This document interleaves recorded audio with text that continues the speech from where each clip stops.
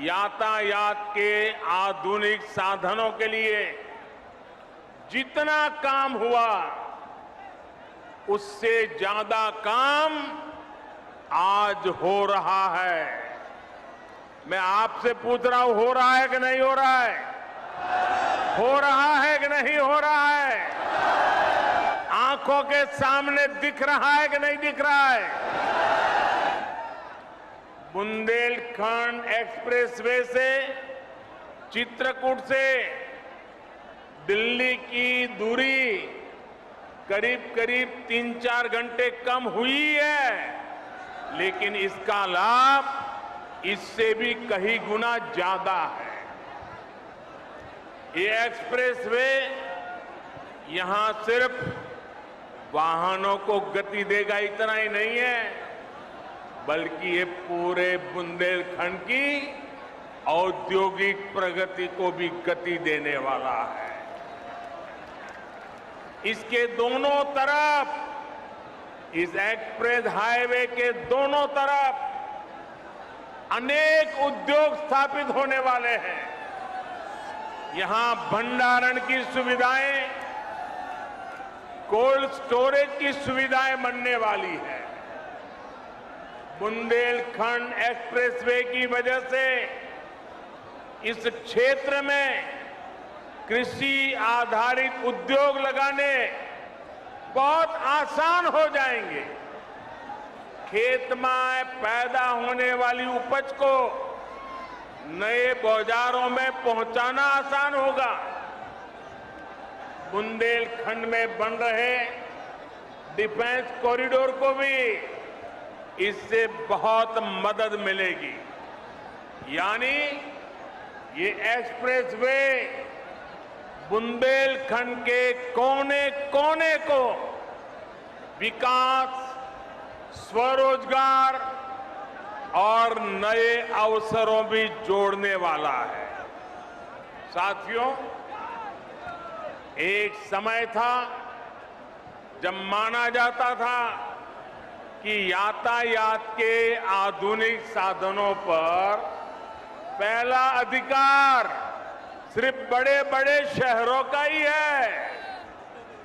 मुंबई हो, चेन्नई हो, कोलकाता हो, बेंगलुरु हो, हैदराबाद हो, दिल्ली हो, सब कुछ उनको ही मिले।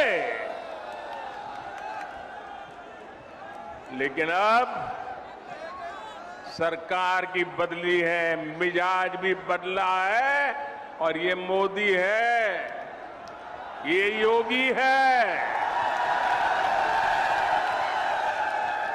अब उस पुरानी सोच को छोड़कर, उसे पीछे रखकर हम एक नए तरीके से आगे बढ़ रहे हैं। साल 2017 के बाद से उत्तर प्रदेश में कनेक्टिविटी के जो काम शुरू हुए, उनमें बड़े शहरों के साथ ही छोटे शहरों को भी उतनी ही प्राथमिकता दी गई है। ये बुंदेलखंड एक्सप्रेसवे चित्रकूट, बांदा, हमीरपुर, महोबा, जालौन, औरैया और इटावा से होकर गुजर रहा है। पूर्वांचल एक्सप्रेसवे लखनऊ के साथ ही बाराबंकी, अमेठी, सुल्तानपुर, अयोध्या, अंबेडकर नगर, आजमगढ़, मऊ और गाजीपुर से गुजर रहा है। गोरखपुर लिंक एक्सप्रेस अंबेडकर नगर, संत कबीर नगर और आजमगढ़ को जोड़ता है। गंगा एक्सप्रेसवे मेरठ, हापुड़, बुलंदशहर, अमरोहा, संभल, बदायूं, शाहजहांपुर, हरदोई, उन्नाव, रायबरेली, प्रतापगढ़ और प्रयागराज को जोड़ने का काम करेगा।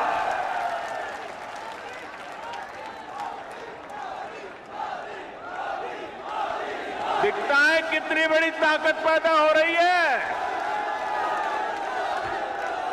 उत्तर प्रदेश का हर कोना नए सपनों को लेकर के, नए संकल्पों को लेकर के अब तेज गति से दौड़ने के लिए तैयार हो चुका है।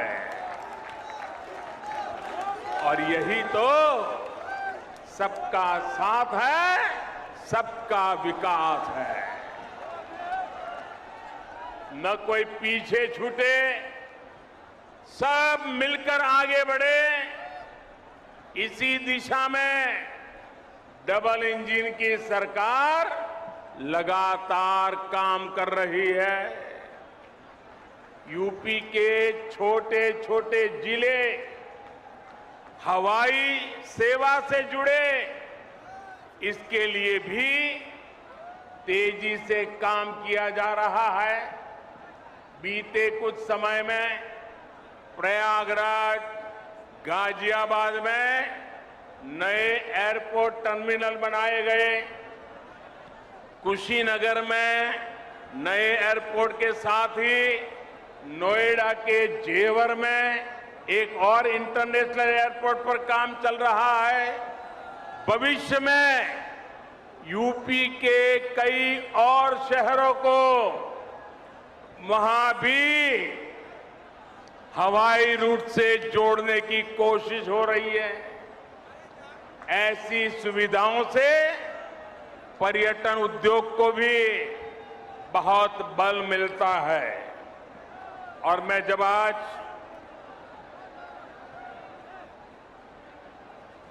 यहां मंच पर आ रहा था तो उसके पहले मैं इस बुंदेलखंड एक्सप्रेस वे का प्रेजेंटेशन देख रहा था, एक मॉड्यूल लगाया वो देख रहा था।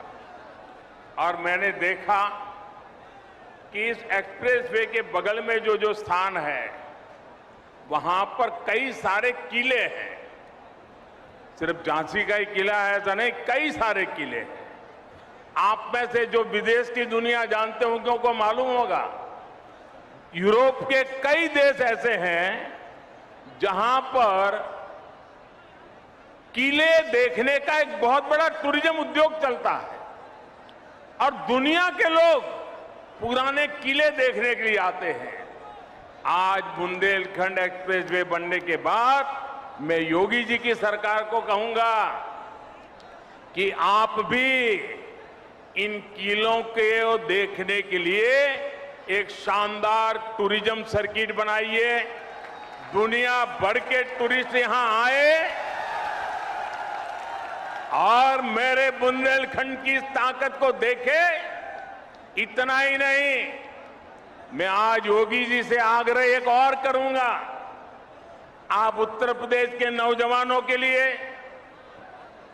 इस बार जब ठंड की सीजन शुरू हो जाए, मौसम ठंडी का शुरू हो जाए, तो किले चढ़ने की स्पर्धा आयोजित कीजिए और परंपरागत रास्ते से नहीं, कठिन से कठिन रास्ता तय कीजिए और नौजवान को बुलाइए। कौन जल्दी से जल्दी चढ़ता है, कौन किले पर सवार होता है, आप देखना उत्तर प्रदेश के हजारों नौजवान इस स्पर्धा में जुड़ने के लिए आ जाएंगे और उसके कारण बुंदेलखंड में लोग आएंगे, रात को मुकाम करेंगे, कुछ खर्चा करेंगे, रोजी रोटी के लिए बहुत बड़ी ताकत खड़ी हो जाएगी। साथियों, एक एक्सप्रेस में कितने प्रकार के कामों को अवसर का जन्म दे देता है। साथियों, डबल इंजन की सरकार में आज यूपी जिस तरह आधुनिक हो रहा है, ये वाकई अभूतपूर्व है। जिस यूपी में, जरा याद रखना दोस्तों, मैं जो कह रहा हूं याद रखोगे? याद रखोगे? जरा हाथ ऊपर करके बताओ, याद रखोगे? पक्का याद रखोगे? बार बार लोगों को बताओगे? तो याद रखिए, जिस यूपी में सरयू नहर परियोजना का पूरा होने में 40 साल लगे, जिस यूपी में गोरखपुर फर्टिलाइजर प्लांट 30 साल से बंद पड़ा था, जिस यूपी में अर्जुन डैम परियोजना को पूरा होने में 12 साल लगे, जिस यूपी में अमेठी राइफल कारखाना सिर्फ एक बोर्ड लगा करके पड़ा हुआ था, जिस यूपी में रायबरेली रेल कोच फैक्ट्री डिब्बे नहीं बनाती थी, सिर्फ डब्बों का रंग रोगान करके काम चला रही थी, उस यूपी में अब इंफ्रास्ट्रक्चर पर इतनी गंभीरता से काम हो रहा है कि उसने अच्छे अच्छे राज्यों को भी पीछे छोड़ दिया है। दोस्तों, पूरे देश में अब यूपी की पहचान बदल रही है। आपको गर्व होता है कि नहीं होता है? आज यूपी का नाम रोशन हो रहा है, आपको गर्व हो रहा है कि नहीं हो रहा है? आप पूरा हिंदुस्तान यूपी के प्रति बड़े अच्छे भाव से देख रहा है, आपको आनंद हो रहा है कि नहीं हो रहा है? और साथियों, बात सिर्फ हाईवे या एयरवे की नहीं है। शिक्षा का क्षेत्र हो, मैन्युफैक्चरिंग का क्षेत्र हो, खेती किसानी हो, यूपी हर क्षेत्र में आगे बढ़ रहा है। पहले की सरकार के समय यूपी में हर साल, ये भी याद रखना, रखोगे? जरा हाथ ऊपर करके बताओ, रखोगे?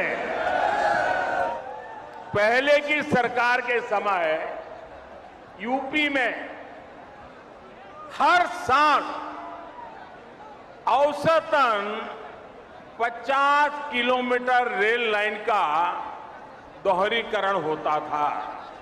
कितने किलोमीटर? 50। पहले, हमारे आने से पहले रेलवे का दोहरीकरण 50 किलोमीटर। मेरे उत्तर प्रदेश के नौजवानों, भविष्य कैसे गढ़ता है देखिए।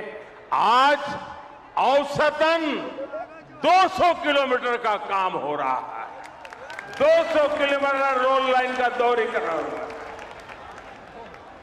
2014 से पहले यूपी में सिर्फ 11,000 कॉमन सर्विस सेंटर थे।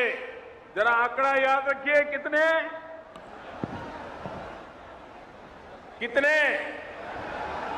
11,000।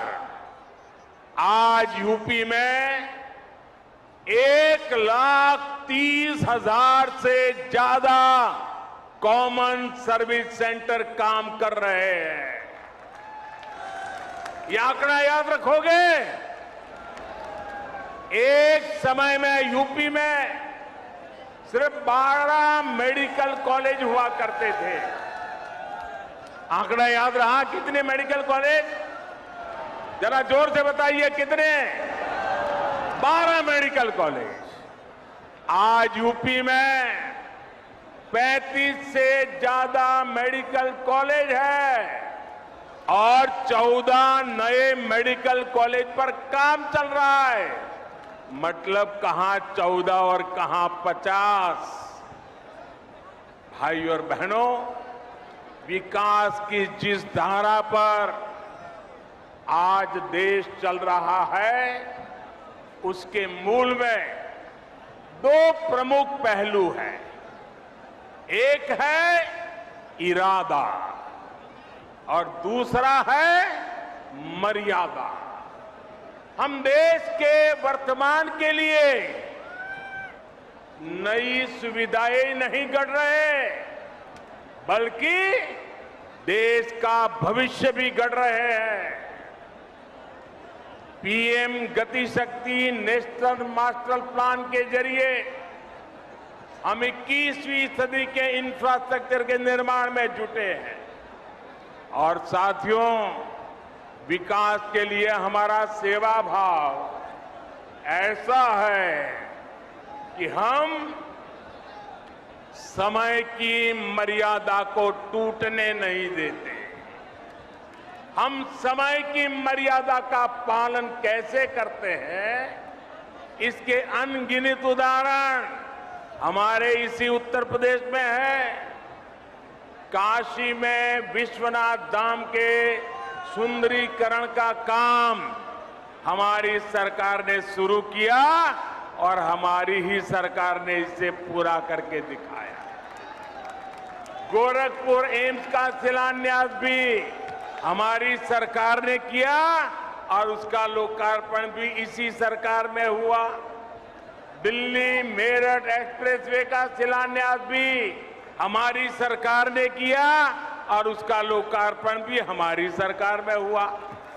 बुंदेलखंड एक्सप्रेस भी इसी का उदाहरण है। इसका काम अगले साल फरवरी में पूरा होना था, लेकिन ये 7-8 महीने पहले ही सेवा के लिए तैयार है मेरे दोस्तों। और कोरोना की परिस्थितियों के बावजूद कितनी कठिनाइयां हैं, हर परिवार जानता है। इन कठिनाइयों के बीच भी हमने इस काम को समय से पहले पूरा किया है। ऐसे ही काम से हर देशवासी को एहसास होता है कि जिस भावना से उसने अपना वोट दिया, उसका सही मायने में सम्मान हो रहा है, सदुपयोग हो रहा है। मैं इसके लिए योगी जी और उनकी टीम को बधाई देता हूं। साथियों, जब मैं कोई रोड का उद्घाटन करता हूं, कोई अस्पताल का उद्घाटन करता हूं, कोई कारखाने का उद्घाटन करता हूं, तो मेरे दिल में एक ही भाव होता है कि मैं जिन मतदाताओं ने ये सरकार बनाई है उनको सम्मान देता हूं और देश के सभी मतदाताओं को सुविधा देता हूं। साथियों, आज पूरी दुनिया भारत को बहुत आशा से देख रही है। हम अपनी आजादी के 75 वर्ष का पर्व मना रहा है। अगले 25 वर्षों में भारत जिस ऊंचाई पर होगा उसका रोड मैप बना रहे हैं। और आज जब मैं बुंदेलखंड की धरती पे आया हूं, झांसी की रानी लक्ष्मीबाई के इलाके में आया हूं, यहां से इस वीर भूमि से मैं हिंदुस्तान के 6 लाख से भी ज्यादा गांव के लोगों को करबद्ध प्रार्थना करता हूं कि आज जो हम आजादी का पर्व मना रहे हैं, इसके लिए सैकड़ों वर्षों तक हमारे पूर्वजों ने लड़ाई लड़ी है, बलिदान दिए हैं, यातनाएं झेली है। जब 75 वर्ष है, हमारा दायित्व बनता है अभी से योजना बनाए।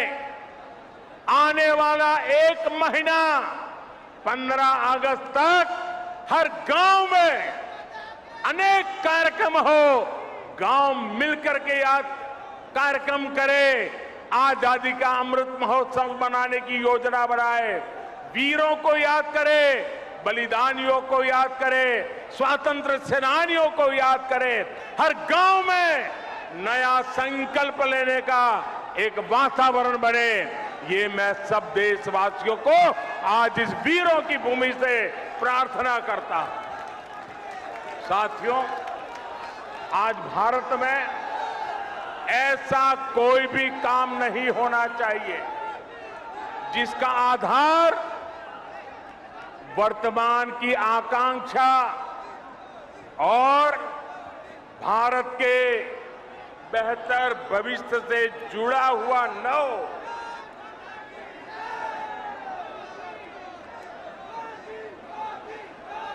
हम कोई भी फैसला लें, कोई भी निर्णय लें, कोई भी नीति बनाए, इसके पीछे सबसे बड़ी सोच यही होनी चाहिए कि इससे देश का विकास और तेज होगा। हर वो बात जिससे देश को नुकसान होता है, देश का विकास प्रभावित होता है, उससे हमें हमेशा हमेशा दूर रखना है। आजादी के 75 वर्षों बाद भारत को विकास का ये सबसे बेहतरीन मौका मिला है। हमें इस मौके को गंवाना नहीं है। हमें इस कालखंड में देश का ज्यादा से ज्यादा विकास करके उसे नई ऊंचाई पर पहुंचाना है, नया भारत बनाना है। साथियों, नए भारत के सामने एक ऐसी चुनौती भी है जिस पर अगर अभी ध्यान नहीं दिया गया तो भारत के युवाओं का, आज की पीढ़ी का बहुत नुकसान हो सकता है। आपका आज गुमराह हो जाएगा और आपकी आने वाली कल अंधेरे में सिमट जाएगी। दोस्तों, इसलिए अभी से जागना जरूरी है। आजकल हमारे देश में मुफ्त की रेवड़ी बांटकर वोट बटोरने का कल्चर लाने की भरसक कोशिश हो रही है। ये रेवड़ी कल्चर देश के विकास के लिए बहुत घातक है। इस रेवड़ी कल्चर से देश के लोगों को और खास करके मेरे युवाओं को बहुत सावधान रहने की जरूरत है। रेवड़ी कल्चर वाले कभी आपके लिए नए एक्सप्रेसवे नहीं बनाएंगे, नए एयरपोर्ट या डिफेंस कॉरिडोर नहीं बनवाएंगे। रेवड़ी कल्चर वालों को लगता है कि जनता जनार्दन को मुफ्त की रेवड़ी बांटकर उन्हें खरीद लेंगे। हमें मिलकर उनकी सोच को हराना है। रेवड़ी कल्चर को देश की राजनीति से हटाना है। साथियों, रेवड़ी कल्चर से अलग हम देश में रोड बनाकर, नए रेल रूट बनाकर लोगों की आकांक्षाओं को पूरा करने का काम कर रहे हैं। हम गरीबों के लिए करोड़ों पक्के घर बना रहे हैं। दशकों से अधूरी सिंचाई परियोजनाएं पूरी कर रहे हैं। छोटे बड़े अनेक डैम बना रहे हैं।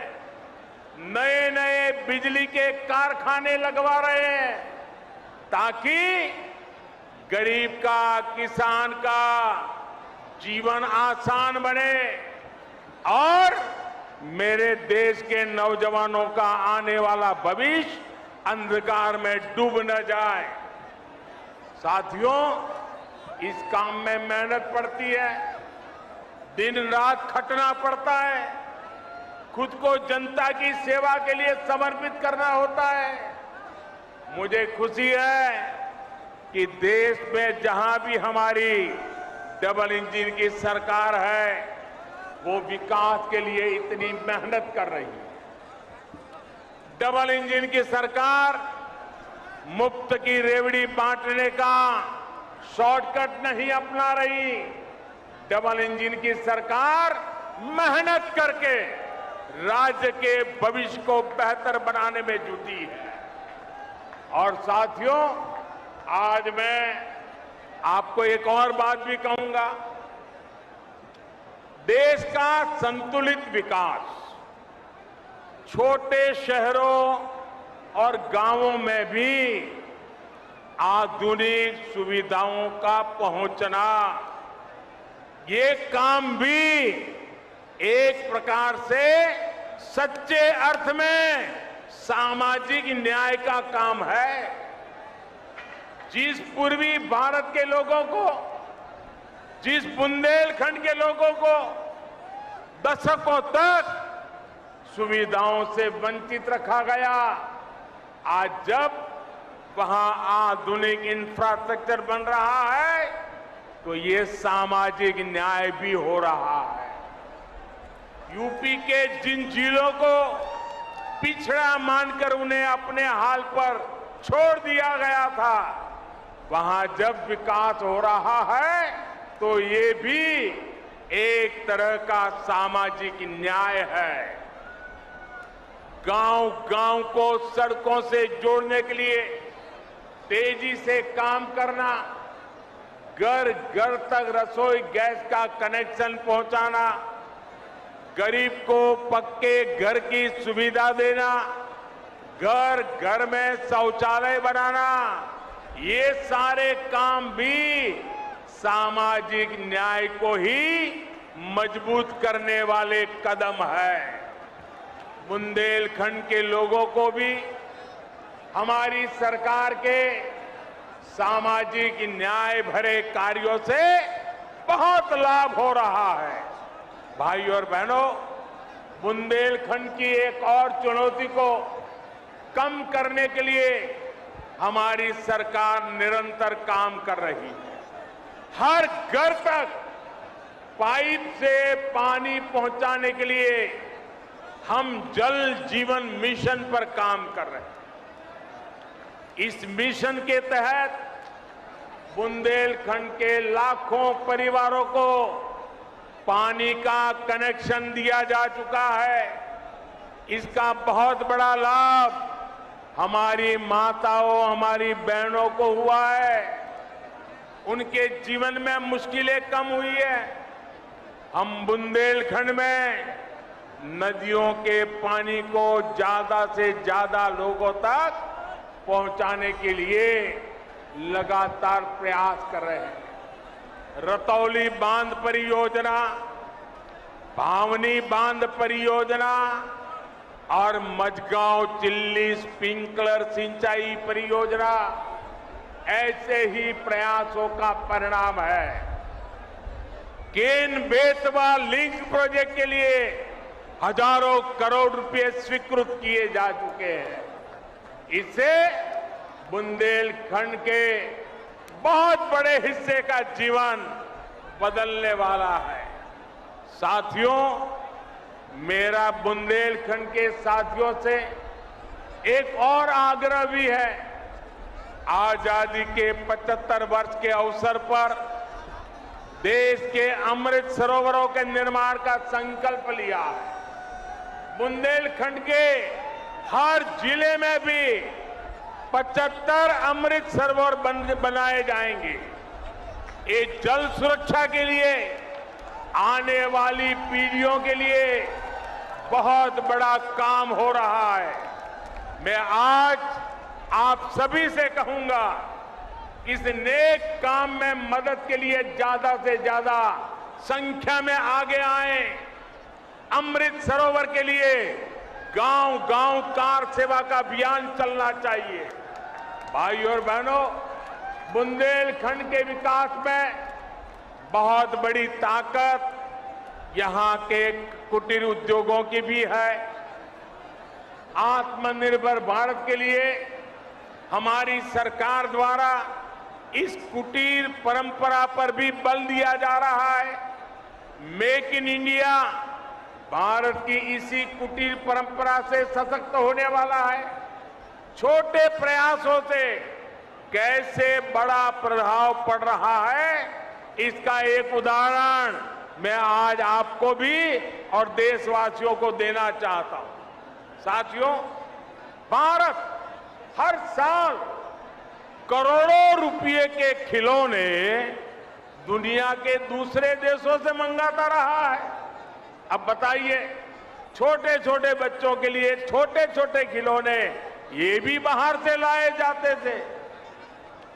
जबकि भारत में खिलौने बनाना तो पारिवारिक और पारंपरिक उद्योग रहा, पारिवारिक व्यवसाय रहा है। उसे देखते हुए मैंने भारत में खिलौना उद्योग को नए सिरे से काम करने का आग्रह किया। लोगों से भी भारतीय खिलौनों को खरीदने की अपील की थी। इतने कम समय में सरकार के स्तर पर जो काम करने जरूरी था वो भी हमने किया। इन सब का नतीजा ये निकला कि आज, और हर हिंदुस्तानी को गर्व होगा, मेरे देश के लोग सच्ची बात को कैसे दिल से ले लेते हैं, इसका ये उदाहरण है। इस सब का नतीजा ये निकला कि आज विदेश से आने वाले खिलौनों की संख्या बहुत बड़ी मात्रा में कम हो गई है। मैं देशवासियों का आभार व्यक्त करता हूं। इतना ही नहीं, भारत से अब बड़ी संख्या में खिलौने विदेश में जाने लगे। इसका लाभ किसे मिला है? खिलौने बनाने वाले हमारे ज्यादातर साथी गरीब परिवार है, दलित परिवार है, पिछड़े परिवार है, आदिवासी परिवार है। हमारी महिलाएं खिलौने बनाने के काम में जुड़ी रहती है। इस उद्योग से हमारे इन सब लोगों को लाभ हुआ है। झांसी, चित्रकूट, बुंदेलखंड में तो खिलौनों की बड़ी समृद्ध परंपरा रही है। इन्हें भी डबल इंजन की सरकार द्वारा प्रोत्साहित किया जा रहा है। साथियों, शूरवीरों की धरती बुंदेलखंड के वीरों ने खेल के मैदान पर भी विजय पताका फहराई है। देश के सबसे बड़े खेल सम्मान का नाम अब बुंदेलखंड के सपूत मेजर ध्यानचंद के नाम पर ही है। ध्यानचंद जी ने जिस मेरठ में काफी समय गुजारा था, वहां पर उनके नाम से एक स्पोर्ट्स यूनिवर्सिटी भी बनाई जा रही है। कुछ समय पहले हमारी झांसी की ही एक बिटिया शैली सिंह ने भी कमाल करके दिखाया। हमारे ही बुंदेलखंड की बेटी शैली सिंह ने लंबी कूद में नए नए रिकॉर्ड बनाने वाली शैली सिंह पिछले साल अंडर 20 वर्ल्ड एथलेटिक चैंपियनशिप में सिल्वर मेडल भी जीता है। बुंदेलखंड ऐसी युवा प्रतिभाओं से भरा हुआ है। यहां के युवाओं को आगे बढ़ने का खूब अवसर मिले, यहां से पलायन रुके, यहां आधुनिक इंफ्रास्ट्रक्चर बने, इसी दिशा में हमारी सरकार काम कर रही है। यूपी ऐसे ही सुशासन की नई पहचान को मजबूत करता रहे, इसी कामना के साथ आप सभी को बुंदेलखंड एक्सप्रेस के लिए फिर से बहुत बहुत बधाई। और फिर से याद कराता हूं, 15 अगस्त तक पूरा महीना हिंदुस्तान के हर घर में, हर गांव में आजादी का महोत्सव मनना चाहिए, शानदार मनना चाहिए। आप सबको बहुत शुभकामनाएं, बहुत बहुत धन्यवाद। पूरी ताकत से बोलिए भारत माता की, भारत माता की, भारत माता की। बहुत बहुत धन्यवाद।